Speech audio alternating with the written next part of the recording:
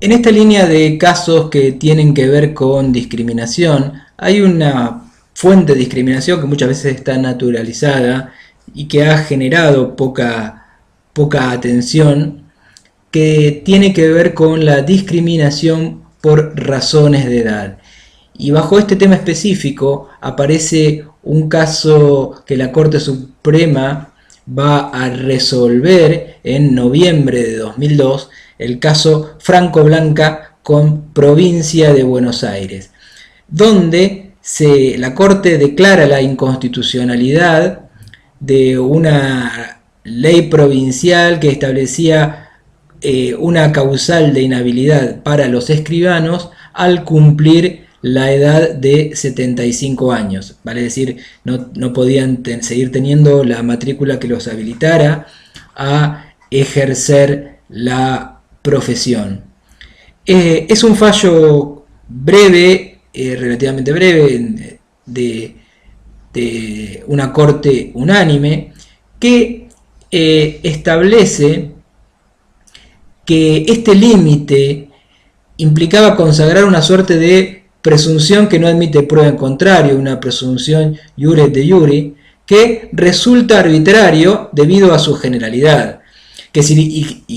y razona que si la preocupación del legislador al organizar el sistema era la de que el hecho de que ser una persona de avanzada edad podía generar problemas en lo que finalmente termina siendo una función pública delegada, como es la función notarial, eventualmente el sistema ese fin podía ser perfectamente conseguido mediante las disposiciones tendientes a controlar y eventualmente separar a los escribanos del ejercicio de su función, de la matrícula, cuando se verifican efectivamente y en el caso que los matriculados están en una situación de inhabilidad para cumplir con su función en condiciones adecuadas. Entonces, la idea rectora de este criterio es que el hecho de esta presunción mecánica no tiene un sustento racional y que vulnera el derecho a trabajar y la garantía de igualdad ante la ley, y que en cierta medida resulta discriminatoria porque el legislador local había establecido este límite en el caso de los escribanos, pero no lo había hecho respecto, dice la Corte, de otras profesiones que tienen funciones de similar relevancia social. Por ejemplo, la de los abogados, etcétera, que no estaban sujetos a esta limitación que tenían los escribanos por el solo hecho de llegar a los 75 años. Entonces aquí vemos una cuestión no del todo frecuente, que es para la Corte para definir o para tener en cuenta la razonabilidad de una reglamentación. No se va a basar solo en el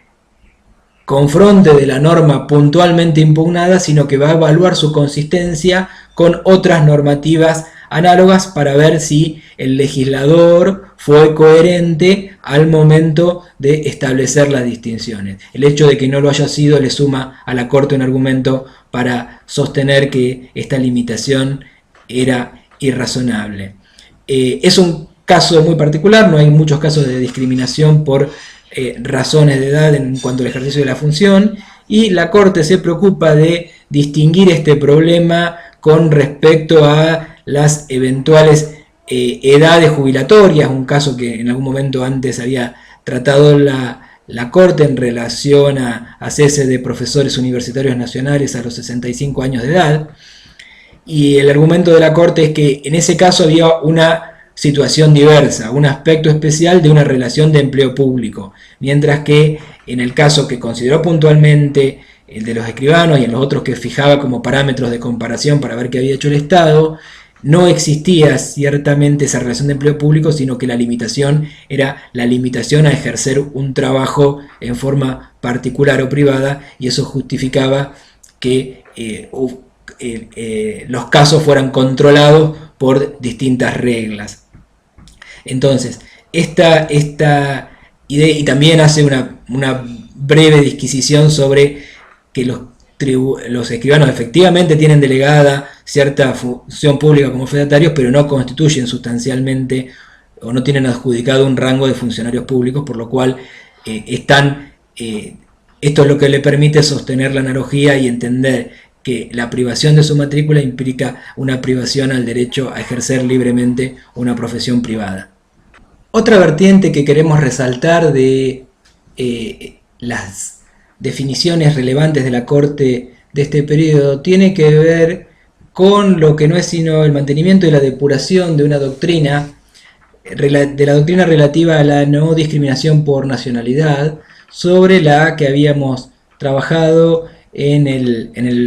primer módulo de la década del 80 en el caso Repetto. También la Corte de los 90, en esto hacemos a veces un ida y vuelta entre los distintos periodos, había mantenido esta idea, había tenido oportunidad de aplicarla en el caso de Rocío Calvo y Pesini. Calvo y Pesini de 1998 era un caso donde una persona que había obtenido una designación para prestar servicios como psicóloga en el Servicio Público de Salud de la provincia de Córdoba, veía impedido su ingreso efectivo por una reglamentación, por una ley provincial que impedía el ingreso a personas que no cumplan con el requisito de ser argentinas. Y en este caso, más o menos siguiendo un poco la línea de Repetto, la Corte señala que esta requisitoria era injustificada porque no existía aún la demostración de un interés estatal relevante que ampare efectivamente la restricción, teniendo en cuenta en particular la garantía constitucional específica que figura en nuestra Constitución Nacional al respecto para el ejercicio y reconocimiento pleno de los derechos de los extranjeros en cuanto al ejercicio de su profesión. Esta había sido un precedente importante de la década del 90, y en este aspecto aparecen dos fallos que van a retomar y profundizar y depurar esta idea. El primero de ellos tiene la particularidad de no ser dirigido contra una ley o contra un reglamento, sea nacional o provincial, sino directamente contra una constitución, que era la Constitución de la provincia de Buenos Aires. Es el caso Hoft, que la Corte resuelve en 2004, demanda directa contra una provincia, en función de la cual la Corte interviene en su competencia originaria. Esta persona era un juez en funciones, un juez de primera instancia, que pretendía o aspiraba a ser designado para la designación en una Cámara de Apelaciones. Cosa que no podía ser en verdad, o para lo cual se veía restringido, dado que la Constitución de la provincia de Buenos Aires tiene una particular disposición que exigen que los camaristas, los integrantes de cámaras de apelaciones, sean nacidos en territorio argentino o hijos de un argentino. Y esta persona había nacido en Holanda y se había naturalizado argentino, eso era lo que le había permitido ser juez de primera instancia, pero no tenía este plus especial de ser nacido en territorio argentino o ser hijo de un ciudadano argentino, que la Constitución no le requería a los jueces de primera instancia y sí a los camaristas. Y la doctrina en cuanto a discriminación de nacionalidad que va a desarrollar la Corte en el caso Hoft para aceptar esta demanda de inconstitucionalidad tiene algunos elementos que van a depurar y ampliar los fundamentos de Repetto y también los de Calvo y Impesini. En primer lugar, aparecen naturalmente referencias a las convenciones internacionales, el artículo 23 de la Convención Americana, al artículo 25 del Pacto Internacional de Derechos Civiles y Políticos, que prohíben la discriminación por nacionalidad. Esto encaballado a las normas constitucionales propias y originarias nuestras, que ya habían sido trabajadas en los casos anteriores. Y de alguna forma, el plus que establece o que surge implícito de Hoft es de modo más claro una suerte de inversión de la carga de la prueba. En esto va a ir tomando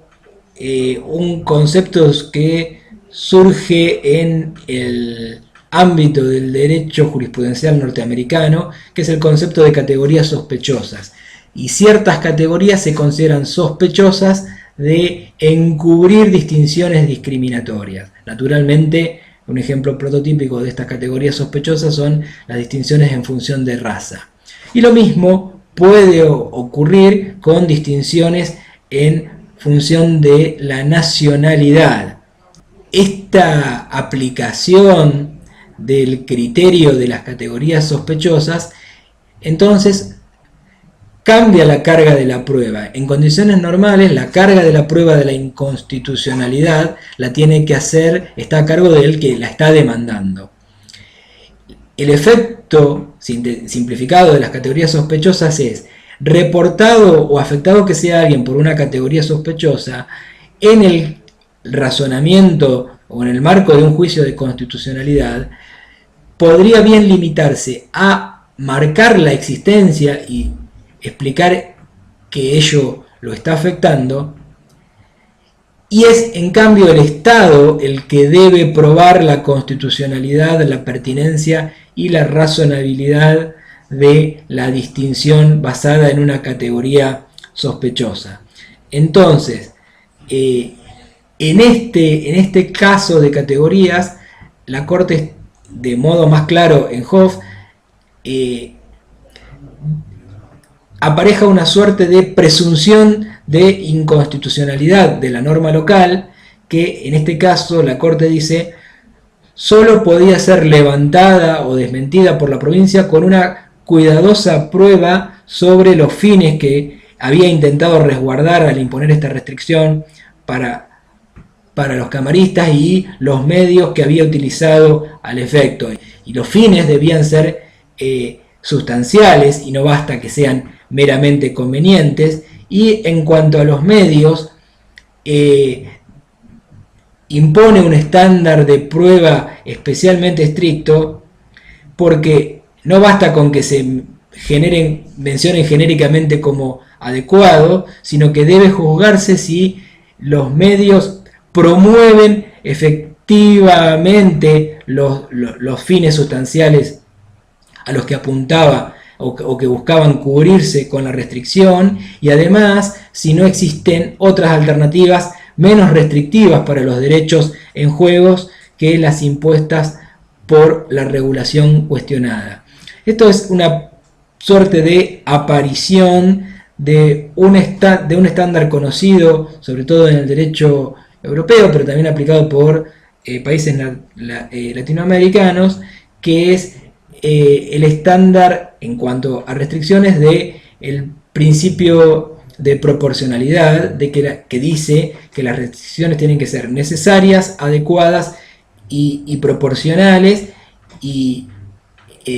tienen que aparecer únicamente en la medida en que no existan otras alternativas menos restrictivas.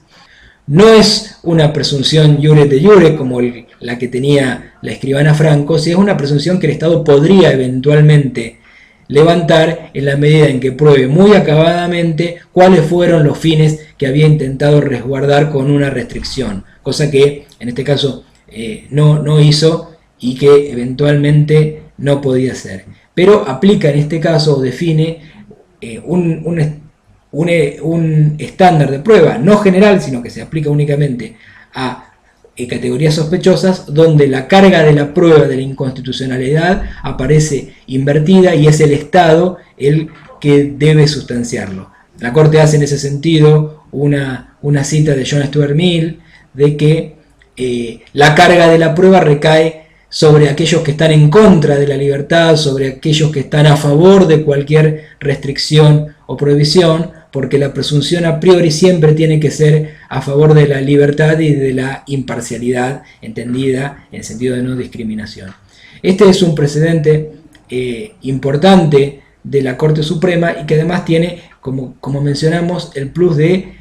estar dirigido específicamente contra un acto que parece de alto rango normativo, como es nada menos que una constitución de una provincia.